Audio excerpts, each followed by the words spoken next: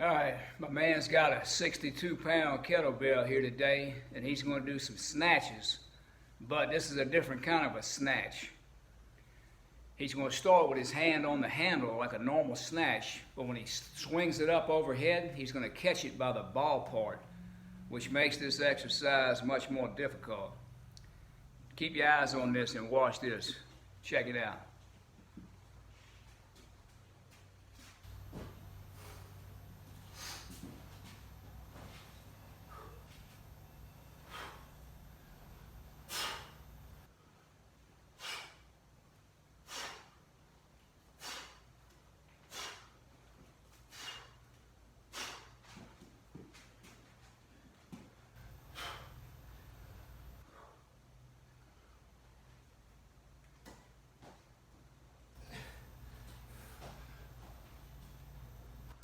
That's awesome.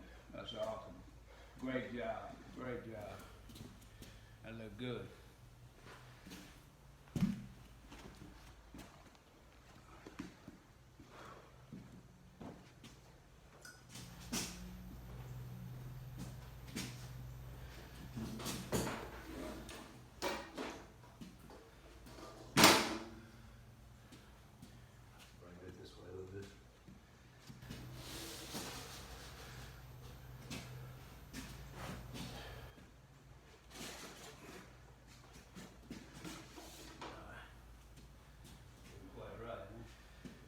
Make sure you get it on the camera.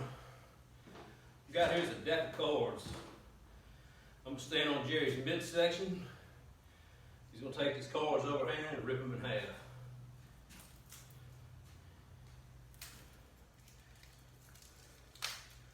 Full deck. There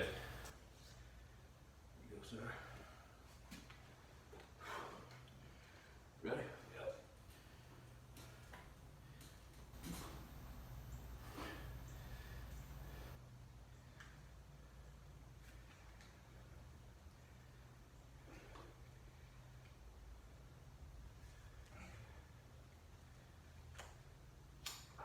Good job. Very difficult to do anything in here. We've got about 85% humidity and 100 degrees in this gym, so we're able to hold everything as a challenge. Good job. There it is.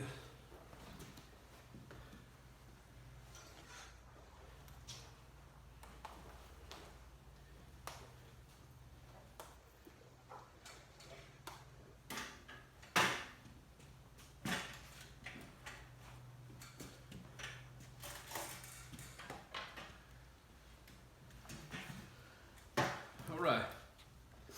Today we will be reading out of the book of Matthew, chapter 6, verses 1 through 4. Matthew 6, verses 1 through 4. And it says, "Be careful to do your acts of righteousness." I'm going to start over. "Be careful not to do your acts of righteousness before men, to be seen by them. If you do, you will have no reward from your Father in heaven. So when you give to the needy, do not announce it with trumpets, as the hypocrites do in the synagogues and on the streets, to be honored by men. I tell you the truth, they have received their reward in full. But when you give to the needy, do not let your left hand know what your right hand is doing, so that your giving may be in secret. Then your Father, who sees what is done in secret, will reward you." Yeah, you see these Pharisees, when they wanted to give something to the poor, they went out to a busy street corner and they blew a trumpet. See, they used this as an opportunity to let others see their good works. But the Lord says they have their reward. Jesus said they did it to have the glory of men. Right. See, their giving was not between them and God. See, giving is between you and God.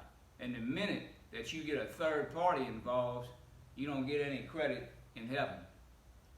Well, that's true. That's very true. We were doing our study, and I was looking back, and I seen this guy, one of this old preacher was talking about this old church. And the church was a modest church. They had needs. They were getting their bills paid, but they didn't have a lot of extra. And the church had a need. So one Sunday, this guy comes rolling down the center aisle with a brand new shiny lawnmower. And he rolls it up to the front of the church and presents it to the church. Now, the church had a need, and the need was met. But that man's reward was full, I guess paid in full right there in front of the congregation. As to where I guess if he would have just done it in secret, put it to the side, his reward would have been in heaven. So that's exactly what that verse is saying. Absolutely. Absolutely. Like in verse 3 and 4 that you was reading, the Lord is saying, when you put your hand in your pocket to get something to give, be so secret about it that the other hand doesn't know what you're doing. Right. And I tell you, that reminds me of a story when I was a kid. I was with my dad. And for some reason, we went to the church that we went to. It was like on a Saturday. And we rode up there, and he went inside. I went with him. And I remember my dad said, "Hey, come here. I want you to see something." So I walked over, and he barely opened that door up. And he looked out. He said, "Look at that." And it was a man. It was a man that went to church there. He was out there cutting that grass. And there was a lot of grass. And my dad said, "You see, nobody knows who's cutting this grass." He said, "I know because I've seen him do it before." He said, "I want you to see that, and I want you to never to forget it." He said, "Because that is how you do something. If you're going to do something good, don't go out and broadcast it and let everybody know.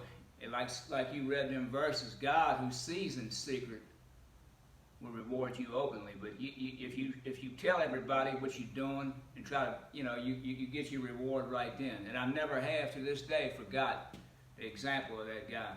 That's right. I'm going to just finish it up with this. We've been trying to sell these raffle tickets for that pit behind us. A bunch of other stuff people donated to a good friend of ours, Chad McClendon, and his family. Been out of work going on 7 months, going on 8 months. No money coming in.